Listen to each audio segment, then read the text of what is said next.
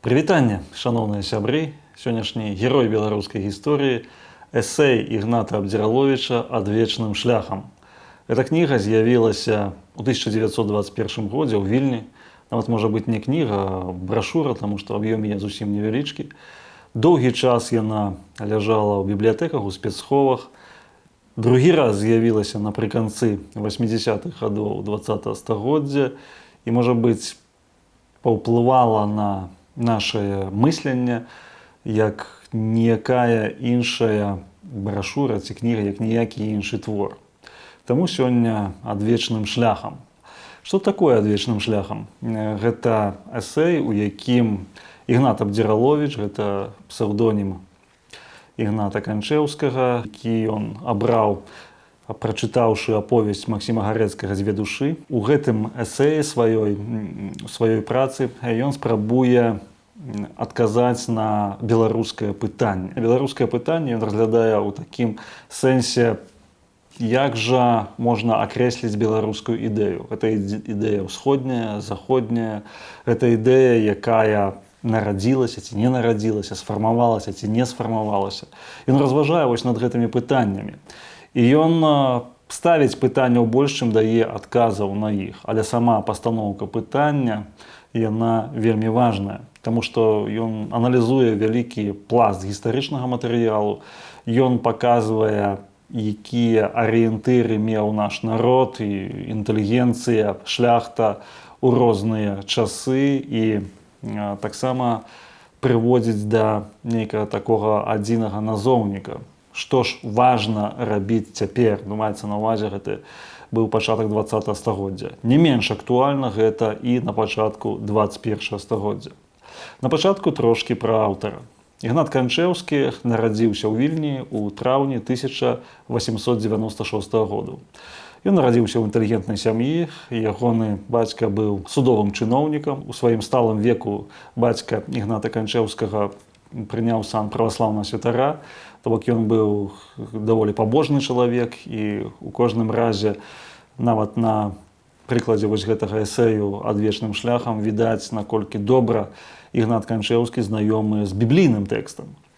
Ён навучаўся ў гімназіі ў Вільні, паступіў у Пецярбургскі тэхналагічны інстытут. Гэта такая адна з самых прэстыжных навучальных установаў расійскай імперіі. Аднак зразумеў, што тэхнічныя навукі гэта не для яго, і перавёўся ў Маскоўскі універсітэт на філалагічны факультэт. У Маскоўскім універсітэце ён навучаўся да 1916 году, калі быў мабілізаваны ў войска. Ішла Першая сусветная вайна, ён патрапіў на румынскі фронт. На румынскім фронце ён ужо ўбачыў, што адбываюцца нацыянальныя рухі нават у войску, там асабліва вось ён у 44-м палку служыў, дзе быў вельмі моцны ўкраінскі рух.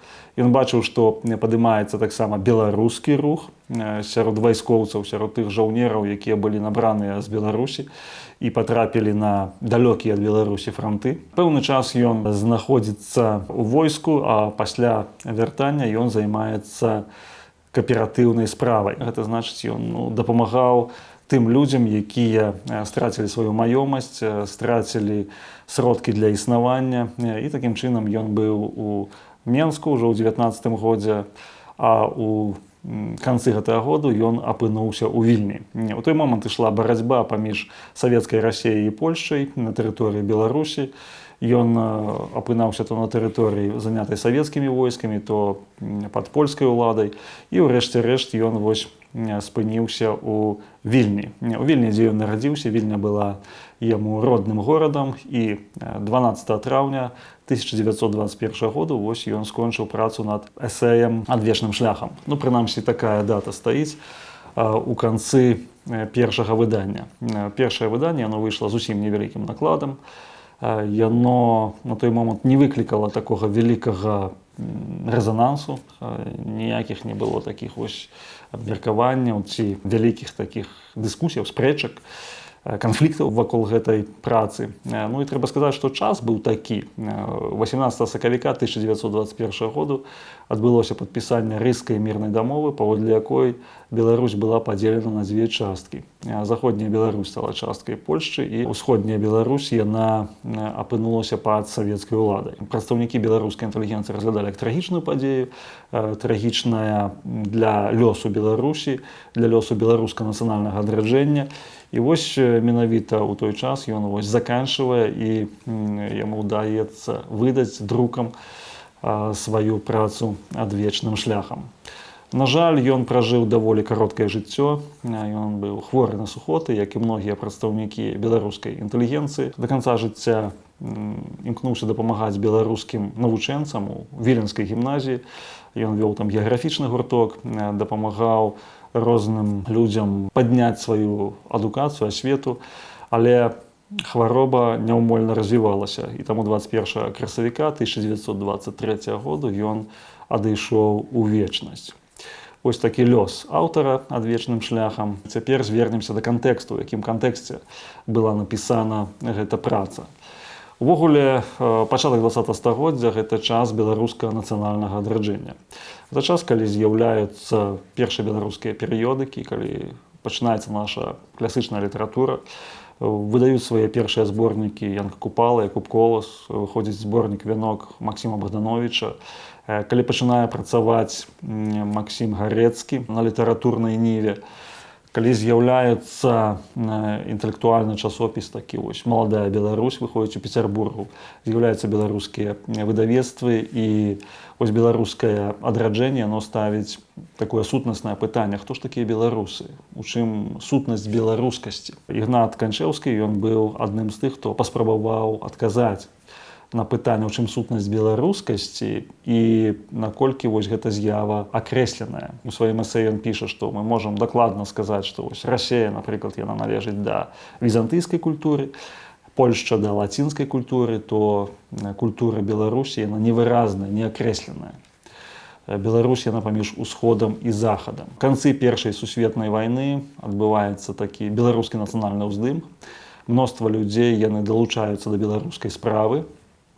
Абвяшчаецца Беларуская народная рэспубліка, абвяшчаецца Савецкая сацыялістычная рэспубліка Беларусі, падымаецца беларускае пытанне на прынцыпова новы ўзровень. Нават калі мы паглядзім на тыя газеты, якія выходзілі на іх колькасць, калі да Першай сусветнай вайны, то іх было толькі некалькі гэтых газетаў, там «Наша доля», «Наша ніва», «Беларус», можа быць яшчэ нейкія аднаднёўкі, а ужо пасля заканчэння Першай сусветнай вайны гэта маса беларускіх газетаў, маса іх выходзіць у Вільні, у Горадні, у Менску, у іншых беларускіх гарадах. І гэтыя газеты, яны прадстаўляюць беларускі погляд на розныя пытанні, і развіваецца беларуская публіцыстыка і беларускае мысленне.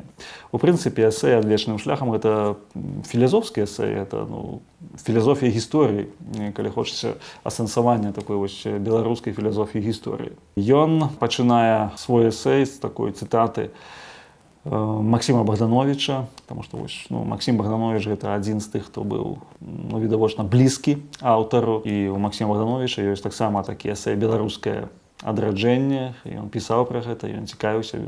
Гэты Максім Богданович, ён з'яўляецца не толькі паэтам і не толькі такім адным з класікаў беларускай літаратуры, але Максім Богданович, ён літаратурны крытык і нацыянальны мысляр, асэнсоўваў таксама беларускі шлях беларусаў у гісторыі, і меў такі прароцкі дар, імкнуўся пабачыць перспектыву развіцця беларускай ідэі, беларускага руху. Канешне, Ігнат Абдзіраловіч, ён не мог абысці Максіма Богдановича, у тым сэнсе, што гэты паэт, які рана сышоў, ён быў адным з такіх выразнікаў маладой Беларусі. Такое разуменне маладой Беларусі у той момант яно было даволі папулярнае сярод беларускай інтэлігенцыі. На самом пачатку ён таксама азначае, што няма такой акрэсленасці ў беларускай культуры. Ёсць вялікае пераасэнсаванне ўсёй сусветнай культуры,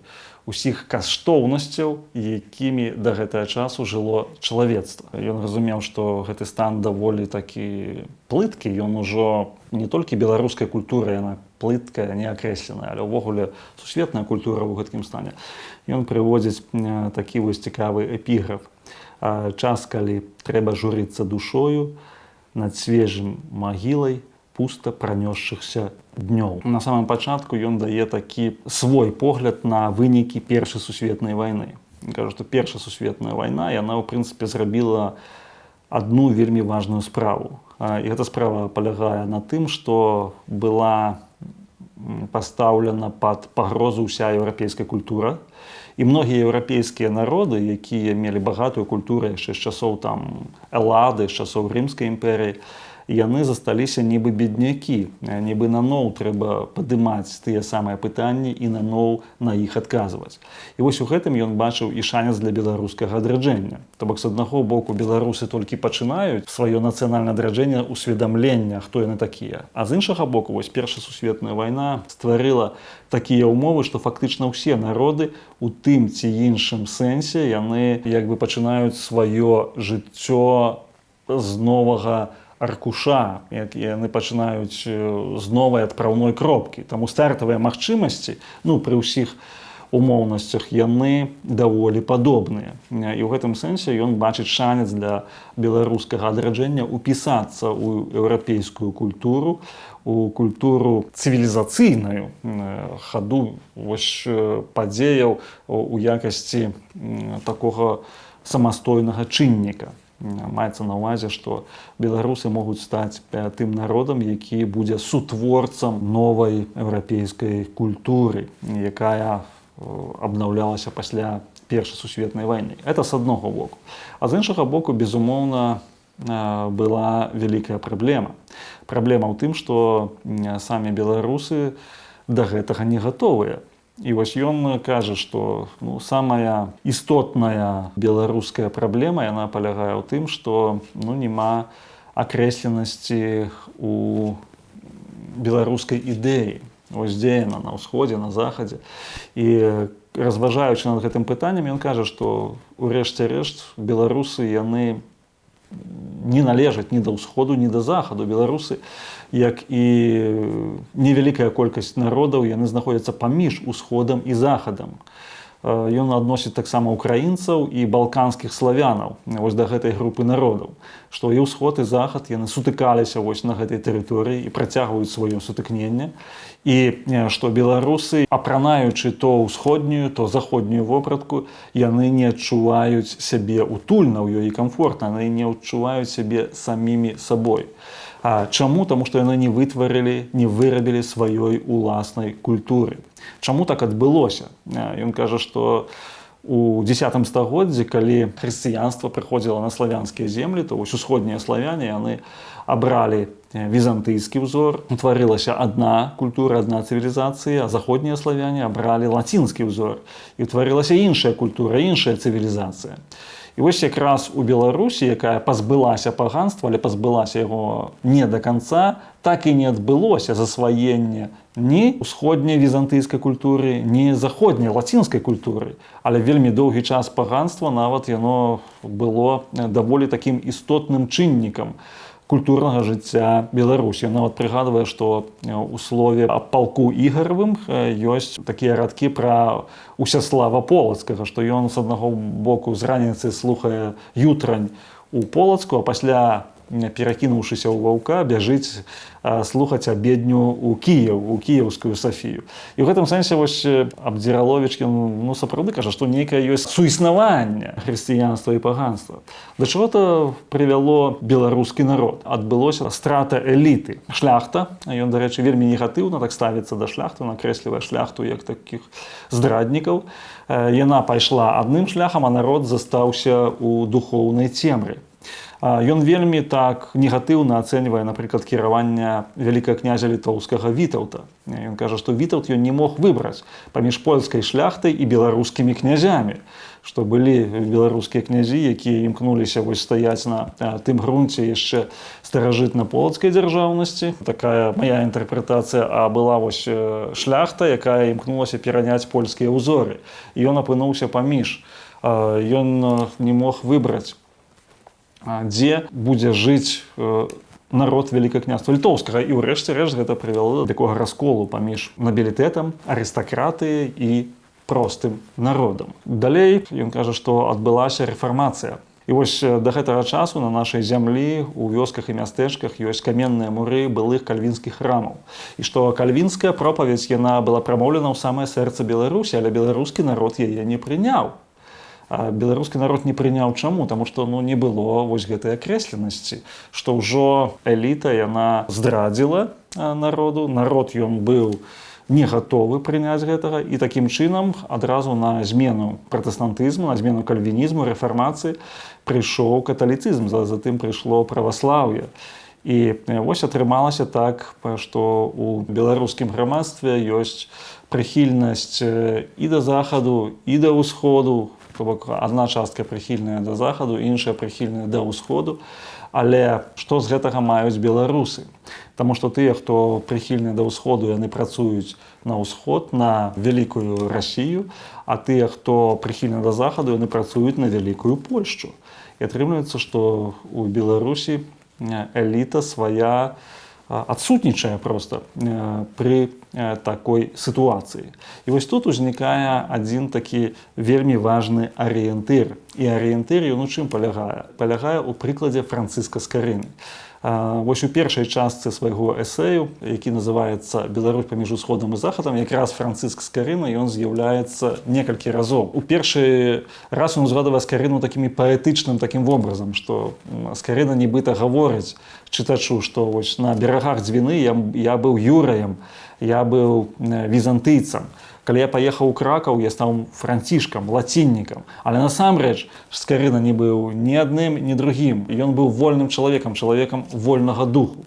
У другі раз, калі ён узгадвае, ён кажа, што Францыск Скарына зрабіў нешта вельмі важнае, каб паяднаць гэтыя дзве плыні, дзве рэчаіснасці, дзве цывілізацыі. Ён пераклаў святое пісьмо на беларускую мову, на мову народа. Гэтым і ёсць свабода нацыянальнага духу ва ўласным біблійным тэксце, у ўласным тэксце, які, у прынцыпе, сфармаваў усе хрысціянскія народы. І калі ёсць гэты ўласны пераклад, то ён дае магчымасць свабодна развівацца, свабодна тварыць уласную культуру. Гэты прыклад Скарыны, ён быў даволі тады папулярны. Папулярны ў той час, калі была выдадзена гэта кніга «Адвечным шляхам». Нагадаю, што і ў 19-м годзе, і ў 20-м, 21-м у беларускай прэсе з'яўляліся такія артыкулы пра Скарыну. Ішло нібыта пераадкрыццё Францыска Скарыны. Гэта звязана з беларускім нацыянальным адраджэннем, што Скарына даў беларусам беларускую Біблію. І, напрыклад, у 1922 годзе ішла такая дыскусія сярод беларускай інтэлігенцыі, якія творы патрэбна абавязкова перакласці на беларускую мову. Справакаваная яна была тым, што у газеце «Беларускі звон» пачалі з'яўляцца раздзелы з Іліяды Гамера ў перакладзе Браніслава Тарашкевіча. І сабраліся беларускія інтэлігенты на базе беларускага навуковага таварыства. Там быў Антон Луцкевіч, Ігнат Канчэўскі, аўтар «Адвечным шляхам». Там быў Макар Краўцоў, там былі іншыя прадстаўнікі, Браніслаў Тарашкевіч той самы, іншыя прадстаўнікі беларускай інтэлігенцыі. Яны пачалі дыскутаваць пра гэта. І нагадаю, што ў 1921 годзе у газеце «Беларускія ведамасці» Максім Гарэцкі ён піша, што ёсць беларускі пераклад Бібліі, з'явіўся новы беларускі пераклад Бібліі пастара Лукаша Дзякуць-Малея, што Дзякуць-Малей рыхтуе выдаць гэты пераклад друкам. Таму вобраз Скарыны, вобраз беларускай Бібліі і тое, што падрыхтаваны новы пераклад беларускай Бібліі Лукаша Дзякуць-Малея, ён зноў жа так гучаў, што вось гэты падставовы тэкст хрысціянскай цывілізацыі ён павінен увайсці ў беларускае жыццё, каб беларусы маглі акрэсліць самі сябе і маглі знайсці сваё месца сярод іншых еўрапейскіх народаў. Але вяртаючыся вось да адвечным шляхам, Ігнат Канчэўскі ён параўноўвае Скарыну з Адамам Міцкевічам. Ён кажа, што вось Міцкевіч у гэты час ён скончыў жыццё сваё трагічна, таму што ён так і не стаў на беларускі грунт, і рамантыкі не сталі на беларускі грунт. На беларускі грунт стала толькі інтэлігенцыя пачатку 20 стагоддзя, якая пераняла дух Францыска Скарыны. Вось зноў жа ён такую паралель праводзіць, што тое, што зрабіў Францыск Скарына, і тое, што робіць беларуская інтэлігенцыя ў пачатку 20 стагоддзя, гэта нешта падобнае, гэта тоеснае, гэта працяг беларускага адраджэння. Нагадаю таксама, што ў той час ішла падрыхтоўка да святкавання 400годдзя беларускага кнігадрукавання. Яно павінна было адзначацца, адзначалася ў 1925 годзе.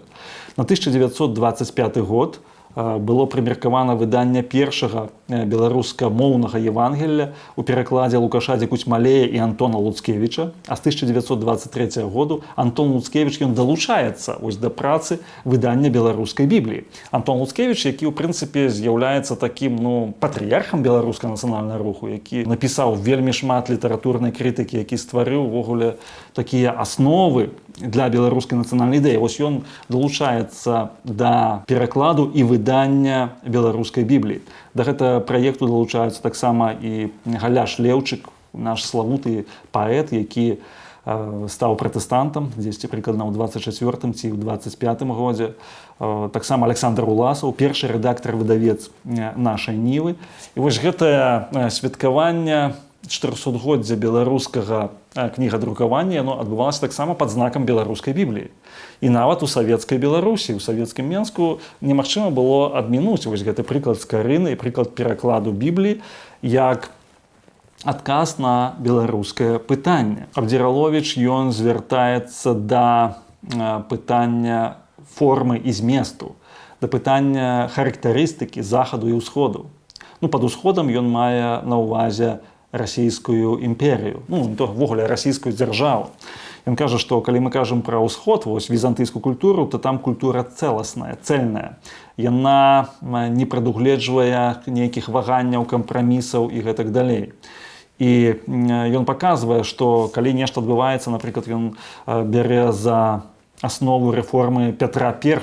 Ён кажа, што Пётр I, ён у сваіх рэформах, каб пераладзіць Расею на заходні лад, ён даходзіў да дробязяў, ён рэзаў бароды, ён прымушаў хадзіць у заходніх строях людзей, і немагчыма было яго не паслухацца. Гэта ўсё было да апошняй такой дробязі. І вось гэта усходняя такая цэласць. Ён казаў, што для беларусаў гэта імпанавала, што калі усходні чалавек ён любіць, то ён любіць да канца. Калі ўсходні чалавек бярэцца за нейкую справу, то ён увесь туды пасвячаецца. Гэта паглынае яго цалкам. Ён казаў, што і падобна да гэтага вось да Пятра I зноў жа і расійскі камунізм. Тут ён сугучны з думкай Мікалая Бярдзяева, што ў прынцыпе расійскі камунізм ён выйшаў з расійскай гісторыі. У той час, ён кажа, заходні свет, лацінскі, як ён кажа, лацінскі свет, ён больш такі фрагментарны. Там няма такой цэласнасці і абавязковасці адной ідэі, адной моды, адной думкі для ўсяго грамадства. Гэта ёсць свет кампрамісаў, гэта ёсць свет дамоўленасцяў, гэта ёсць свет, калі могуць суіснаваць адначасова ў адным грамадстве розныя, нават супрацьлеглыя, нават варожыя паміж сабой плыні. І пачатак вось заходняму свету сучаснаму, ён кажа, паклала менавіта рэфармацыя. Таму што да рэфармацыі была абсалютная манаполія каталіцкай царквы на ўсе сферы жыцця грамадства. Каталіцкая царква выконвала такую функцыю маналіта. Але рэфарматары, Мартин Лютер, Жан Кальвін, яны сваімі пропаведзямі, не толькі яны, ўжо тут можна казаць і пра Яна Гуса, і пра Джона Вікліфа, яны разбілі гэты маналіт. І утварылася шмат пратэстанцкіх церкваў, шмат пратэстанцкіх плыняў, якія жылі адначасова з каталікамі, хоць у пэўныя часы былі войны і рэлігійныя войны. Аднак з цягам часу гэта ўсё ўжылося і стала зразумела, што нават у межах аднаго народу могуць жыць розныя плыні хрысціянства, яны могуць суіснаваць і могуць разам нешта будаваць. Гэта не азначае, што паміж імі няма супярэчнасцяў, няма канфліктаў, але ніхто з іх не імкнецца проста злучыць, вярнуць назад вось у той стан, у якім яны існавалі да рэфармацыі. Вось гэта розніца паміж захадам і ўсходам. Ён кажа, што беларускай душы падабаецца многае ва ўсходнім візантыйскім спосабе мыслення і спосабе жыцця. І адначасова падабаецца нешта і з захаду, таму што захад гэта ўпарадкаванасць, партыкулярнасць такая і індывідуальнасць. Чаму гінулі розныя дзяржавы? Ён кажа, чаму загінула эллінская, грэцкая цывілізацыя, чаму загінула рымская імперія? Таму што быў вельмі вялікі канфлікт паміж інтарэсамі асобы і інтарэсамі дзяржавы. І вось калі інтарэсы дзяржавы яны увасабляліся цалкам, а інтарэсы асобы яны не ўвасабляліся ўвогуле, то атрымлівалася вялікая рабаўладальніцкая супольнасць. І вось гэтае рабаўладанне яно загубіла рымскую імперію. І партыкулярнасць, такая нават дагматызм, якія былі ў сярэднявеччы, яны таксама не далі далей існаваць і сярэднявеччу. Але і рэнесанс, еўрапейскае адраджэнне, якое было гуманістычнае, яно таксама не давяло справу да канца. І таму ўзнікла эпоха асветніцтва. Асветніцтва, якое спрабавала вярнуцца да антычнасці. І вось зварот да антычнасці прывёў да тых самых вынікаў, да французскай рэвалюцыі. І французская рэвалюцыя, яна зноў зруйнавала гэты свет, як у антычнасці быў зруйнаваны свет рымскі. І вось зноў жа ён паказвае, што ўрэшце рэшт гэта прывяло да Першай сусветнай вайны. І Першая сусветная вайна, яна ўжо зусім перайначыла еўрапейскі быт, культуру еўрапейскіх народаў. Тут мы можам казаць пра такі зварот да экзістэнцыялізму, чым жа сутнасць еўрапейскіх каштоўнасцяў. На чым яны ўвогуле базуюцца? Чаму яны легітымныя каштоўнасці? Чаму павінны да іх звяртацца наступныя пакаленні, калі яны прывялі да такой катастрофы? І тут, безумоўна, мысленне яно вядзе да яго да такой катэгорыі як творчасць, што жыццё яно пастаянна мяняецца. Жыццё мяняецца, і жыццё яно не ўтрымліваецца ў старых формах. Старыя формы яны не могуць утрымліваць новага зместу жыцця. І тут зноў жа зварот да Бібліі, словы Ісуса Хрыста. Ісус казаў, што нельга новае віно ўліваць у старыя мяхі, таму што і мяхі прападуць, і віно выцеча. А трэба новае віно ўліваць у новыя мяхі. І вось гэтае разважанне Ігната Канчэўскага, у прынцыпе сваім, хоць іх цяжка назваць строга біблійнымі ці строга хрысціянскімі, але у сваім падмурку і ў звароце, да прыкладу, з Карыны, ён, безумоўна, мае такі вялікі біблійны матыў. Вялікі ў тым сэнсе, што моцны біблійны матыў. Ён кажа, што вось пастаянна змяняюцца формы дзяржаваў, формы нават царкоўнага жыцця, формы сямейнага жыцця, ўсё пастаянна мяняецца. І вось з гэтай зменнасці патрэбна, каб была творчая асоба. Што калі адсутнічае творчая асоба чалавека, калі чалавек ён не мае магчымасці ці права нават на гэтую творчасць, то жыццё яно камянее, мярцвее, яно адмірае, і раней ці пазней яно прыводзіць да ўнутрыграмадскага канфлікту. І вось у чым сутнасць, што ўсё адно, калі ўсё мяняецца, павінна быць нешта вельмі важнае і нешта вельмі істотнае, на чым гэта ўсё базуецца. Свой эсэй ён заканчвае біблійнай цытатай. Гэта цытата з Евангелія паводле Мацвея, 11 раздзелу, я зараз працытую дакладна. Гэта Евангелія паводле Мацвея, 11 раздзел з 28 верша. Ён піша, паўтараючы словы Ісуса Хрыста. Там дакладна няма цытаты, але у сэнсе параметраў няма, але гэта цытата, яна прыведзена дакладна паводле біблійнага тэксту. «Прыйдзіце да мяне», маецца на ўвазе да Хрыста. «Усе спрацаваныя і абцяжараныя, і я дам вам супачынак. Вазьміце ярмо маё на сябе і навучыцеся ад мяне, бо я ціхі і пакорнага сэрца, і знойдзеце супачынак душам вашым. Бо ярмо маё добрае і цяжар мой лёгкі». Вось гэтым заканчваецца эсэй «Адвечным шляхам», гэтай цытатай Сына Божага, Господа Ісуса Хрыста. І калі казаць пра далейшае развіццё беларускай ідэі, трэба сказаць, што ў 20 стагоддзі фактычна да канца 80-х, пачатку 90-х гадоў гэты тэкст быў проста невядомы. Але інтуітыўна вось вобраз скарыны ён заўсёды быў такі вельмі важны для беларускай інтэлігенцыі. І нагадаем, зноў жа, напрыклад, раман «Каласы пад сярпом тваім» Владзімір Караткевіч пачынае таксама цытатай з Евангелія паводле Мацвея. І калі мы паглядзім, хто ў спрэчках, якія праводзіць Алесь Загорскі са сваімі апанентамі. Вось апаненты ягоныя кажуць: а што вы беларусы? Вы беларусы нічога не зрабілі. Апроч войнаў і звадак. Вы ў гісторыі з'яўляліся толькі гноем для іншых народаў. І тут Алесь Загорскі, ён кажа, у ходзе гэтай размовы, толькі Біблію аднымі з першых надрукавалі. Першыя сярод усходніх славянаў. Ён прыводзіць вось аргумент гэтай беларускай Бібліі як аргумент жыццёвасці беларускага народу і жыццёвасці беларускай ідэі. І зноў жа вось у канцы другой часткі «Каласоў» Алесь купляе Біблію ў перакладзе Скарыны. Гэта 60-е гады 20 стагоддзя. І зноў жа, калі мы паглядзім, то 1990 год перавыдаецца факсімільнае выданне Бібліі Скарыны. І гэта вельмі важны такі аспект, які паказвае вось сутнасць беларускай ідэі.